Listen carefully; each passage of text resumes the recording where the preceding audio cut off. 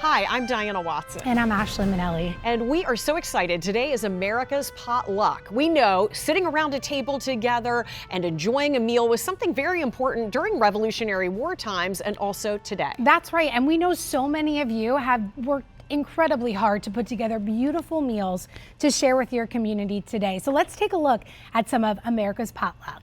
Some of life's most meaningful moments happen around the table. On the final day of Carolina Days, South Carolinians celebrated America's Potluck by sharing food, family traditions, and conversation while reflecting on the values that have brought communities together for generations. We start at Segra Park, home of the Columbia Fireflies. That's where many SC250 partners and organizers gathered this evening to wrap up Carolina Days and share a meal together. And in Georgetown, neighbors gathered along the waterfront this evening for the Great American Cookout. Hamburgers, hot dogs, side dishes, and a giant birthday cake helped mark America's 250th there. Across South Carolina, communities also shared recipes that have been passed down for generations, steeped in tradition. Thank you to Florence County for sharing your refreshing peach tea recipe online. And look what the guests at SCE TV's premiere of the Southern Campaign of the American Revolution enjoyed. They truly got a taste of South Carolina history. The reception featured Hoppin' John, the state's signature recipe in America's anniversary potluck collection. This low-country favorite is made with Carolina gold rice, field peas, and pork, and has been shared around Southern tables for years. Long before modern kitchens, preparing a meal was an essential part of daily life.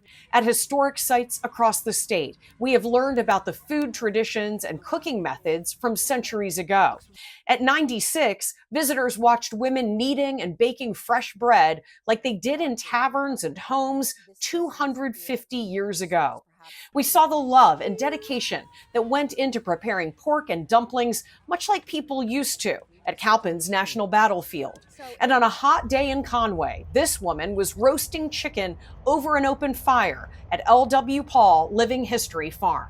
At Living History Park in North Augusta, visitors also stepped inside a working grist mill, where we met Miller Mike, who gave us a first-hand look at the milling process. And my job every day is to mill the wheat, and mill the flour, mill the corn, all of the grains that this community likes to use for their meals. The demonstration offered a reminder that every loaf of bread and every shared meal began with the hard work of people like the community miller.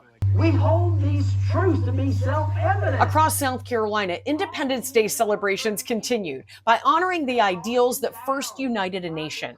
Historic readings of the Declaration of Independence echoed through communities, including North Augusta's Living History Park. Along the coast, thousands gathered for fireworks on the 4th over Charleston Harbor and the annual Salute from the Shore, as military aircraft flew from Cherry Grove to Bluffton in a moving tribute to those who have defended America's freedoms. In Camden, hundreds of children filled the streets for the annual Kids 4th of July parade hosted by SC250 Commissioner Lori Funderburg. Waving flags and celebrating together, they represented the next generation who will carry those stories forward. And kids on bikes donned with red, white, and blue took to the streets for a colorful and patriotic bike parade in Newberry County, too. And this is what we saw in York County. Decorated golf carts rolling through town before neighbors gathered for a community picnic hosted by the Yorkville Historical Society. From the coast to the upstate, from battlefields to backyards, from historic recipes to neighborhood cookouts, South Carolinians spent the past week discovering the people, places, and traditions that shaped our nation and our state. Carolina Days may have come to an end, but the story does not. Because the American Revolution was never meant to live only in museums or history books. It lives in the communities that preserve it, the families who pass it down, the neighbors who gather around a table, and the generations who will continue writing the next chapter of South Carolina and America's remarkable story. Thank you for joining us and breaking bread with us today for America's Potluck. We had so much fun this week chronicling Carolina Days, and we hope you enjoyed it as much as we did. From all of us at the SC250 team, thank you for being with us, and Huzzah!